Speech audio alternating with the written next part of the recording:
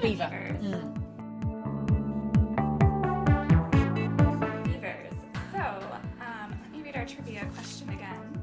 Why is a beaver's castor gland such a hot commodity?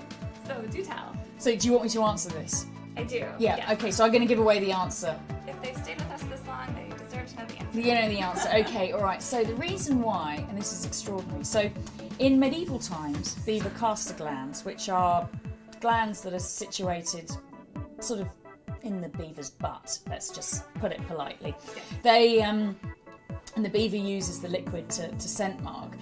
In medieval times, this liquid was harvested as a cure for hysteria in women.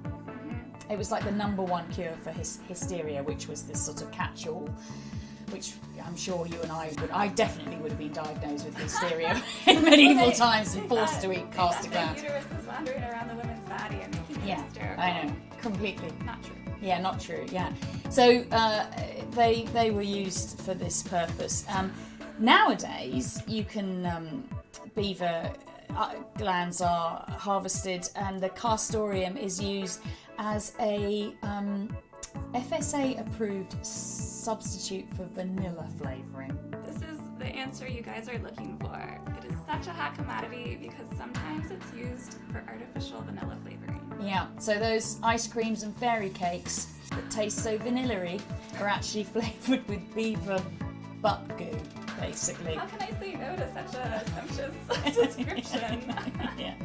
But Yeah. is it still common? I'm curious. It's not that common, no. I mean, it is, and the thing is that because it's a natural product, naturally produced by a beaver's bum, they don't have to list it as an artificial additive. So, but it's not used very often. I did actually buy some castor glands. You tried it. Yeah, What I did it tried taste some. like? I bought some on the internet. Amazing thing. Just managed to buy a snip at $24.99, and I tried eating them, and because the thing is interestingly about the content, the castoreum is basically the beaver is a little mini biosequesterer, and it actually sequesters plant toxins. And that's what this castoreum oily liquid is made up of, is plant toxins. Because that's what they're eating all day. That's what they're eating all day. So they sequester the poisons and then they excrete them. And a lot of these plant toxins, as we know, are very useful for science. And one of them is I can't remember which one it is, but it tastes a little bit like vanilla. That explains it. That explains it. Another one from willow contains salicylic acid, which is the same as aspirin.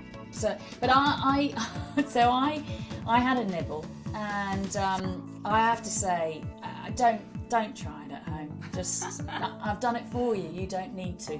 Basically, it was a very unpleasant experience. It was extremely bitter, and the sort of taste lingered for a very long time in my mouth. And then after about a couple of hours, I started sort of belching out sort of leathery emissions, which was all very unpleasant. And I had to go to this sort of fancy BBC, because I do some presenting work in the UK, and I had to go to this event, and I had to meet one of our sort of national treasures, which was Dame Shirley Bassey, whilst basically smelling like a beaver's bum. You're like, there's a perfectly good explanation for this. And it didn't do anything to it didn't. I did try it on a day where I had a sort of inkling of a headache, and I thought, well, let's just see if it works. And then I spoke to a scientist afterwards, and he told me I'd have to have consumed both sacks in order to get rid of my headache, which is not an option.